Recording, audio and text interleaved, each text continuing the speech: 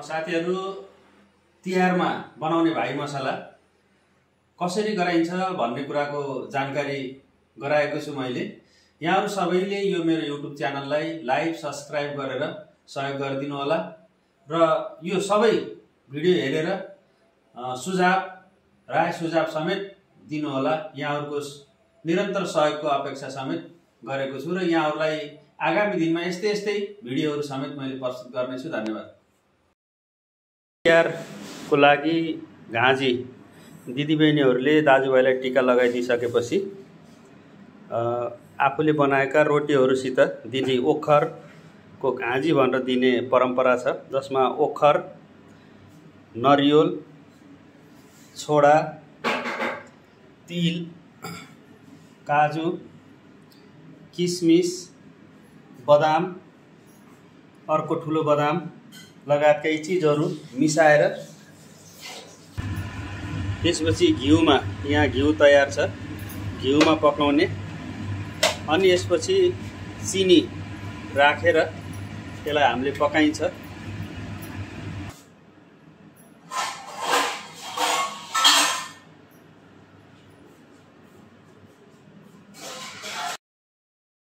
तयार गर्नको लागि तिल यहाँ भुट्ने, त्यसपछि अरु मसलाहरु टकमस राखेर चलाउँदै जाने, भुट्ने र तयारी गर्दै जाने हो।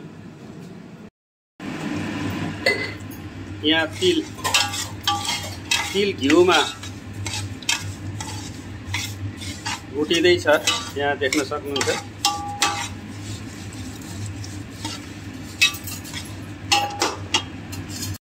तिल मजाले घिउमा यो पाकिसकेको छ।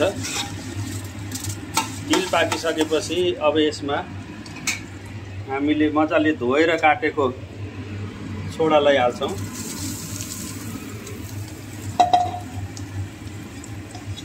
छोडालाई पनि हालेर हामीले यसलाई एकछिन मजाले चलाउँछौं। यहाँ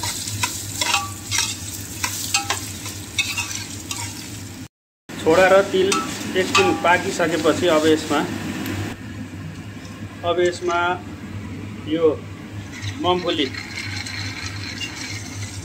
राख्छौं र यसलाई पनि एकछिन मजाले यही घिउमा पकाउने। यो मूंगफली पनि पाकिसकेपछि अब यसमा ओखरको घाँजी हाल्छौं र यसलाई पनि एकछिन चलाउने।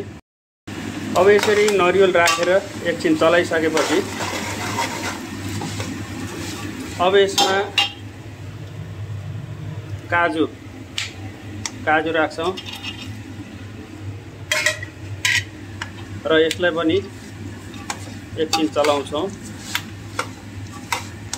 यसपछि यसमा थोरै चिनी राख्छौं। चिनी सुगर भएकोले चिनी नराखिकन पनि यसलाई तयारी गर्न सकिन्छ। यसरी तयार गरिसकेपछि यसलाई हामीले तिहारमा भाइ मसलाको रूपमा दिदीबहिनीहरूले दाजुभाइहरूलाई दिने चलन छ। बजारिया पोकाहरू भन्दा यो घरमै यसरी तयार गरेको चीज धेरै शुद्ध र सफा पनि हुन्छ। त्यसैले यसलाई घरमै तयार गर्ने र दिदीबहिनीहरूले दाजुभाइहरूलाई खुवाउने परम्परा रहेको छ। र यसरी गराइसकेपछि हाम्रो यो तयार भयो। अब यसलाई दिदीबहिनीहरूले तिहारको टीका लगाइसकेपछि दिन सकिन्छ। यो एकदम स्वस्थ र घरमै बनाएको यो भाइ मसला तयार भएको छ। तपाईहरुले पनि यसलाई यसरी नै आफ्नो घरमा तयार गरेर खान सक्नुहुन्छ र प्रयोग गर्न सक्नुहुन्छ। खानाको लागि दिने र सबैले खाने गर्न सक्नुहुन्छ। यसरी अब यो तयार भइसकेको छ। यहाँहरुले पनि यसरी नै तिहारको बेलामा यसरी तयारी गर्न सक्नुहुन्छ। धन्यवाद।